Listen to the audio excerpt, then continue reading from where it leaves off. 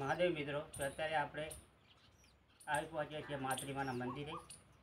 તો વિડીયોને continue watch કરજો અને આપણે જાણીશું મંદિર વિશે. તો આપણને પોપટભાઈ જણાવશે, તો વિડીયો અવશ્ય જોજો. તો તમે જણાવો કે આ ભાઈ મંદિર માતૃમાનું છે.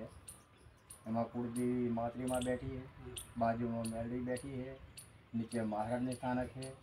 અને આનું બધું જ્યાં ઝાડવા છે, રોપણ છે, પગાર છે, બધો દર્દી સમાજ અમદાવાદમાં રહે છે એ આપે. અને વધતા જ્યાં આપણે માતૃમાનું હવન ને બધું રતન નીકળે છે, હા, એ ક્યારે નીકળે છે એ પણ ત્યારે જણાવો. નીકળે આપણે એ કાળી ચૌદસ, જે આપણે રસાણી પાટીની અંદર માતા બેસરાજી બેઠી છે.